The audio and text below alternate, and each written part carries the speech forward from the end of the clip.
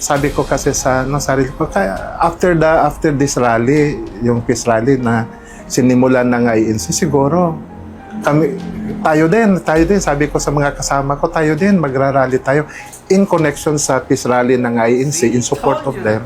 Tapos, anawagan din para sa national government, lalong-lalo na sa mga local officials namin na nasa Congress. Sabi ko, kasi ang gulo. 28, sir. Will be running for president.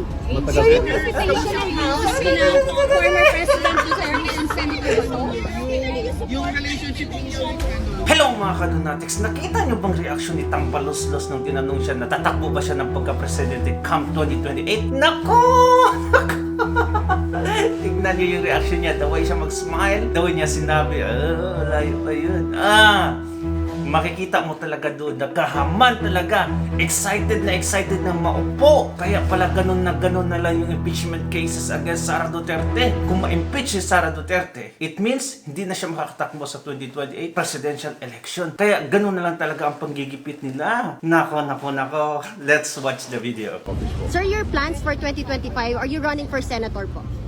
Siguro mananatili muna ako sa first district ng Leyte and I'll just do my work kasi marami pang kailangan tatapusin din sa first district. How about 2028, sir? Will you be running for president? Matagal Sir, din. yung presentation ng House, former President Duterte and Senator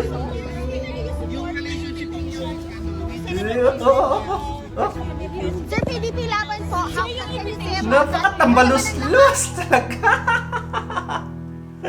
Tingnan mo yung reaction niya. Walang hupay na pag-smile. Grabe talaga. Sabi niya, maupo muna daw siya. Ano yung sabi niya? Leyte, first district daw siya muna. Sigurado sa Leyte. Kasi wala na siya katunggali. Sure na talaga si Tambalos na manalo sa Leyte. Kasi nga, dinisqualified niya na. Binayaran yung COMELEC come election time. Wag niyong iboto si Martin Tambaloslos Romualdez. Isulat niyo yung pangalan ng gusto niyong iboto. Doon talaga sa balota. Yan na lang talaga yung magawa niyo. Kasi nga, nabayaran na ang lahat. Kayong hindi nabayaran, isulat niyo yung pangalan ng gusto niyo. Si Bacoleta ba yun? Ano yan? Yung babae na dinisqualified din. Yun yung isulat niyo. Pangalan niya. Tapos, submit niyo. For sure naman, mananalo yan si Tambaloslos. Kahit walang bumoto sa kanya. Iboto niya lang yung sarili niya. Makakuha siya ng isang boto, panalo pa rin yan kasi wala siyang katunggali. Just to show na hindi niyo siya nire-respeto. Just write the name of your desired politician and then sila nang bahala na.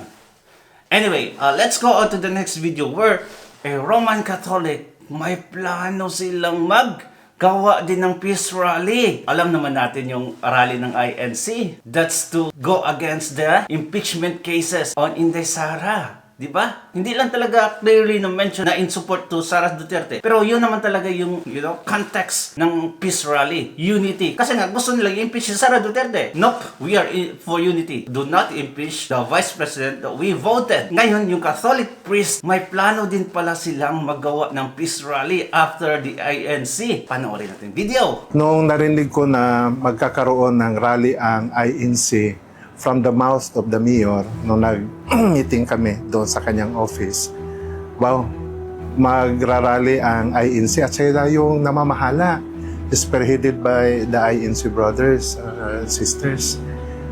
Kaya sabi ko, napakaganda niyan. Sabi ko, that is a rally for peace. Yeah. Kaya nung marinig ko yon at tinatanong ko yung mayor, o gaano sila karami?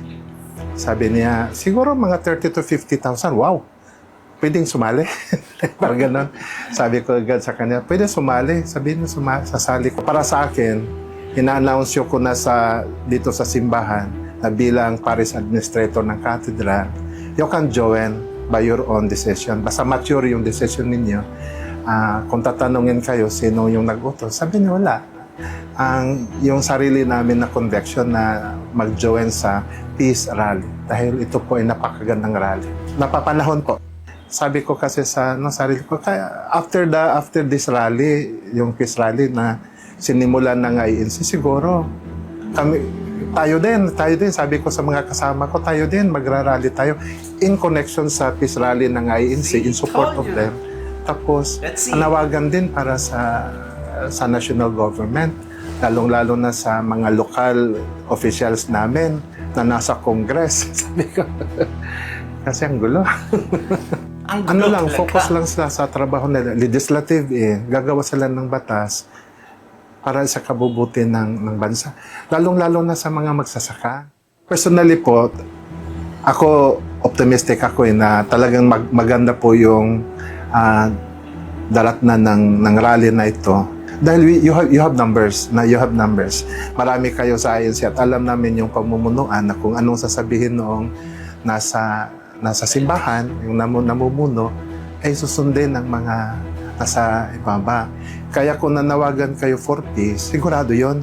Kung anumang outcome, magandang outcome sa inyo, kasali na kami doon. Papunta ko doon. Sa ngayon po, saludo ako doon. Napakaganda talaga ng sino yung nakaisip sa inyo, sino yung nagpupo. Siguro ang top leadership siguro ng Iglesia ni Cristo.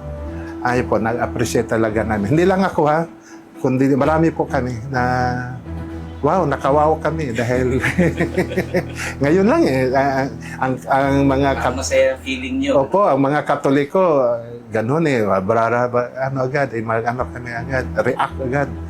Pero ngayon, sa inyo, will plan, sabi nga nung PD, nung Provincial Director ng Police, wag na, will plan po yung rally nila. Oo nga naman. Kasi ang tagal na, di ba? Ang tagal yung pinaplano to. So hopeful ako, okay ako. Ako okay kami. Ilan kami, okay kami. Wow! Catholic priest na yan ang nagsalita, ha? See? Look at that. They are for unity. Well, yung nasa gobyerno ngayon, yung nasa House of Representatives, yung mga kampo ni BBM, they are not for peace. For sure naman. Anong ginawa nila sa taong bayan? Anong ginawa nila kay Inday Sara? It's not for peace at all. Kaya yung rally ng INC at itong planong rally ng Catholicism, no, they are for peace. It means the Duterte's camp is for peace. So they are in support for Duterte's camp. That's another way to see it. Nothing else. Klarong-klaro naman talaga, they are not for peace. Yang nasa House of Representatives at inner circle ni BBM. By the way, atat na ang mga politician mangurakot. Grabe. Hindi pa nga talaga official yung campaign period. Pero andun yung mga posters nila. Nakapost na! What the? Iba talaga. It's more fun in the Philippines talaga. Tingnan nyo. Maagang paglipanan ng mga poster ng 2025 midterm elections, aspirants ikinadismaya ng COMELEC. Ikinadismaya ng Commission on Elections ang maagang paglipana ng mga poster at ibang propaganda materials ng mga 2025 midterm election aspirants ilang linggo bago ang campaign period. Sinabi ni COMELEC Chairman George Erwin Garcia na bagamat nagsimula na ang election period at nationwide gun ban, sa Pebrero 11 hanggang Mayo 10 pa ang campaign period ng mga national candidates, habang sa Marso 28 hanggang Mayo 10 pa ang mga local candidates. Bagamat ayon sa poll body chief, pinahihintulutan pa rin ng batas ang paglalabas ng promotional materials ng mga aspirante sa eleksyon kahit na maaga pa. Ngunit, ibang usapin na niya ito kung immoral at unethical na ang mga ito. Dagdag pa ni Chairman Garcia, kinukonsidera pa ring aspirante at hindi kandidato ang mga politikong naghahangad na maluklok sa pwesto sa darating na halalan. Grabe, iba talaga. Ay, nako. Mga Pilipino. To all my co-Filipinos, please, be wise na lang talaga tayo. Iboto ang dapat iboto. Basahin natin, tingnan natin kung ano talaga yung plataforma nila. Kung ano yung mga credentials nila. Iboto natin yung politiko na nakaranas ng hirap. Kasi nga, sila yung mga politicians na nakaka-relate sa atin. Sa ating mga kabus, pobre. And for that, they would definitely do something good for us. Yun lang mga kaibigan. And salamat mga Kadonatics if you reach this point. Bye-bye.